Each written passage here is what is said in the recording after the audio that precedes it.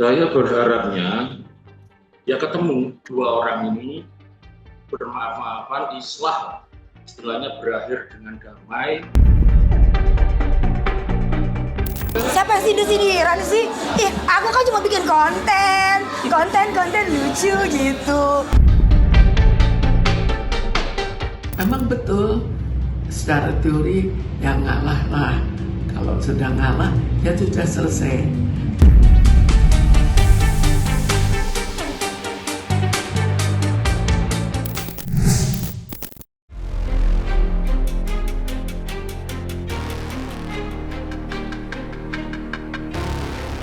Terasa dengan cepat waktu datang dan berlalu.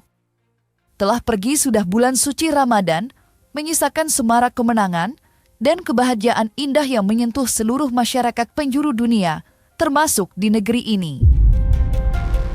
Namun sayang, momen hangat Idul Fitri harus dirasakan sedikit berbeda oleh selebritis Denada.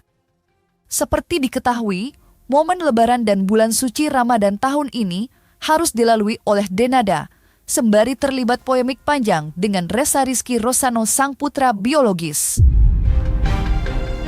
Ya, kisah yang tersembunyi rapat selama 24 tahun itu pecah ketika bulan suci Ramadan hampir datang menyapa.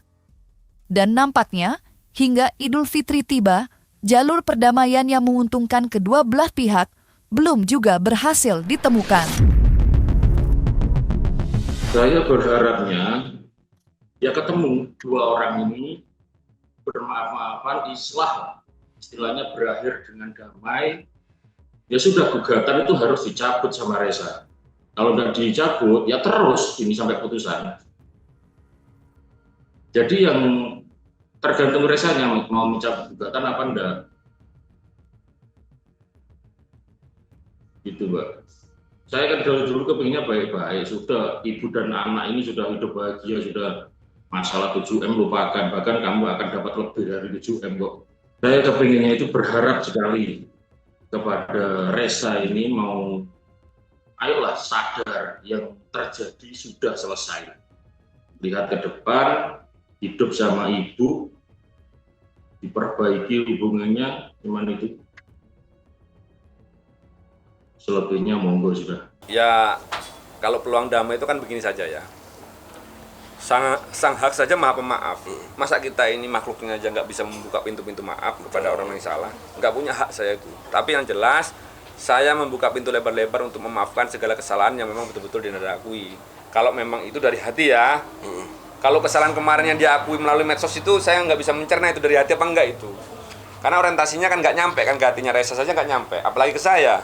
Saya selaku anaknya, mertua saya ini kan merasa juga tersinggung kan, gara-gara juga saya nggak kena juga hati saya. Karena di dalam pengakuan itu tidak ada namanya orang tua saya, ya sebagai salah satu pihak yang seharusnya Denada itu meminta maaf.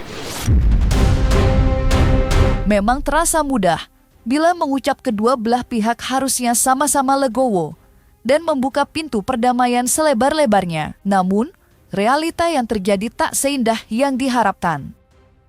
Proses persidangan perdata masih terus bergulir dengan kencang di Pengadilan Negeri Banyuwangi. Lantas bagaimanakah psikolog senior Mintarsi menyikapi itu? Benarkah perdamaian dapat dicapai bila salah satu atau kedua belah pihak mengalah dan memilih jalur damai meski tak sesuai harapan awal? Memang betul, secara teori yang ngalah lah. Kalau sudah ngalah, ya sudah selesai. Tapi kalau misalnya ini dendam berkepanjangan, apakah bisa mengalah seperti itu? Kan kita belum tahu. Ini kan kita hanya lihat saat ini keadaannya begini. Saat yang lalu kita tidak tahu.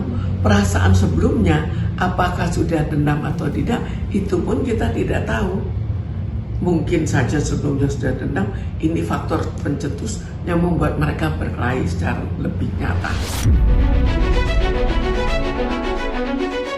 Tak hanya Denada, konflik perseteruan internal juga terjadi di keluarga selebritis Vicky Zainal.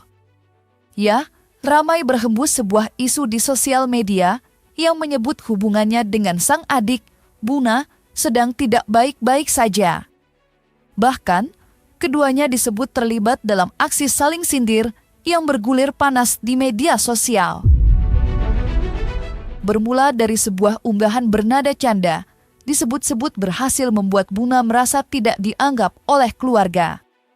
Di mana, dalam video berisi pengenalan keluarga itu, Siki terlihat sengaja melewatkan nama Bunga selaku adiknya yang keempat.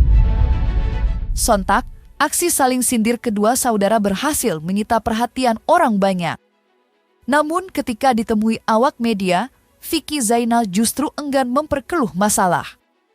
Ya, ia membantah adanya perseteruan lantaran yang terjadi hanyalah konten sebuah konten dengan niat melucu. Hanya saja diartikan lain oleh warganet. Siapa yang sindir-sindiran sih? Ih, aku kan cuma bikin konten lucu gitu. Kalau emang kamu tersindir nggak kan? Netizen yang kesindir, kata gue mah. Kemarin itu sebenarnya nggak ada masalah apa-apa yang sebenarnya nggak ada signifikan masalah yang gembar-gembor. Cuma kalau menurut gue itu netizen itu berprasangka terlalu kejauhan. Lo tau nggak? Ya kan misalkan kita pinginnya ke kanan, dia ke kiri, ke belakang gitu, kejauhan tuh ya. Akhirnya menimbulkan suatu persepsi kegaduhan dan akhirnya mungkin membuat api gitu, percikan-percikan api yang ada panas-panasnya gitu. Kalau gue pribadi mah asik-asik aja, baik-baik aja, dilebih-lebihkan.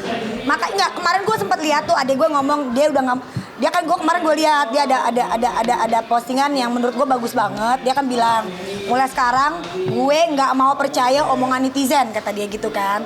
Itu kadang-kadang omongan netizen itu hoak. Kadang-kadang lu cuma bikin panas gue dong. Sebenarnya emang gue kagak ada panas-panasan. Gara-gara gue nyebut gini, itu kan di situ kan kagak ada dia. Adek gue nomor 6 juga nggak ada, makanya gue nggak sebut. Terus dar gitu kan, petasan banting dar. Jadinya panjang, ya kan? Gitu.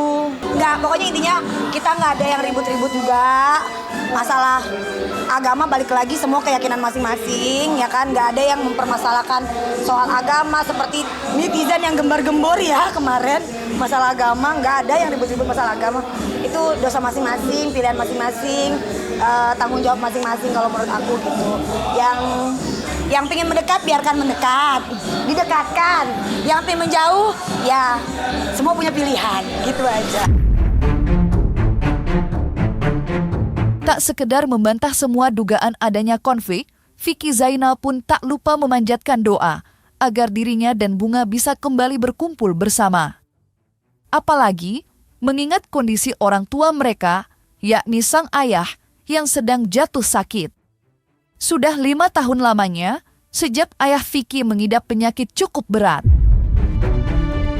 Hal itu pula yang akhirnya mendorong Vicky Zainal untuk banyak menghabiskan waktu dengan hal-hal positif.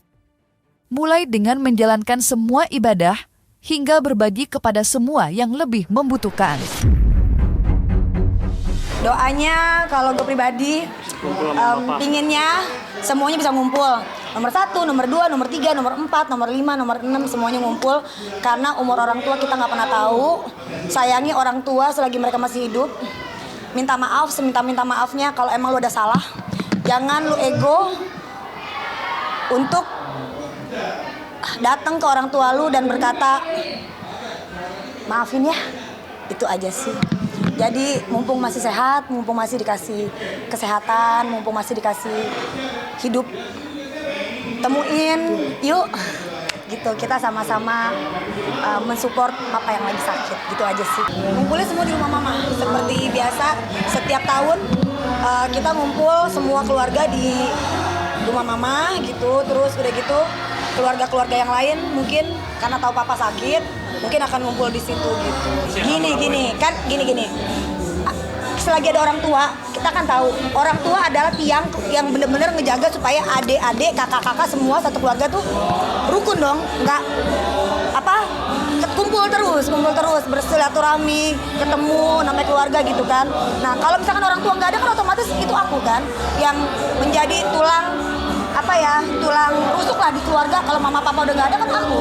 Jadi kalau misalkan aku ada kata-kata bawel, keras, cerewet, namanya juga anak pertama gitu. Cuman mungkin ya kan ada yang nerima, ada yang nggak nerima gitu aja ya kan. Namanya juga kakak pertama, berat tahu jadi kakak pertama.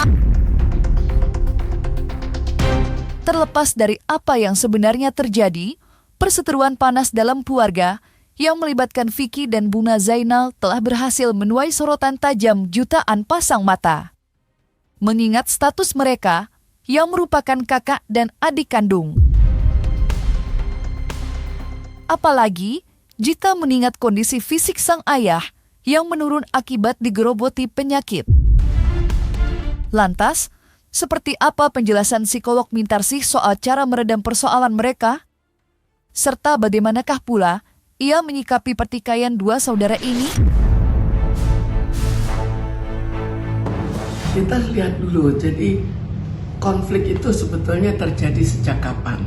Apakah dari kecil sebetulnya mereka sudah bermusuhan? Apakah akhirnya reda sebentar? Atau terus-menerus konflik? Atau barangkali setelah sudah dewasa terjadi suatu konflik. Lalu kita lihat kembali, ini kan selebritis. Apakah ya mereka nggak peduli, bahkan saling membesarkan supaya lebih menarik bagi netizen. Itu yang harus kita nilai terlebih dahulu. Kalau kita mau meredam, maka kita harus tahu dulu konfliknya apa. Apakah konflik itu bisa diselesaikan? Jadi ada kesalahpahaman, tapi kalau kesalahpahaman itu terus berlanjut, maka otomatis akan lebih berat daripada kesalahpahaman yang sifatnya sementara. Kemudian terjadi konflik dan konflik itu belum terselesaikan. Karena itu kita tidak bisa mengatakan harus bagaimana. Tapi kita tahu dulu masalahnya, masalah secara lebih detail, masalah kalau perlu kita ketahui masalah sejak masa kecilnya, bagaimana ini terjadi. Kalau dari masalah kecil sudah konflik terus, maka kemungkinan untuk perbaikan akan lebih berat. Bukan tidak mungkin, tapi kita harapkan bisa mereda.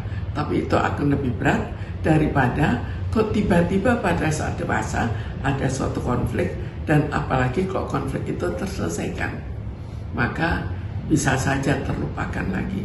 Cara itu ada, tapi tidak mungkin kita berikan hanya, caranya begini, caranya begitu, tanpa mengetahui masalahnya, karena cara ini memakan waktu yang cukup lama untuk melihat kembali di mana letak tidak cocokan antara mereka, sampai seberapa jauh keterlibatan dari orang tuanya menyebabkan terjadinya permusuhan antara kedua saudara ini. Ini kan kita tidak tahu bagaimana mungkin bisa memberikan suatu nasihat yang terarah, karena semua harus satu persatu untuk diikuti apa yang jadi penyebab, dan apakah penyebab itu bisa diselesaikan atau dibuat netral. Ya kita pilih. Pasti kita pengen berikan ekspresi, Mengedepankan estetika. Kan disampaikan. jelas tadi mendengar kan.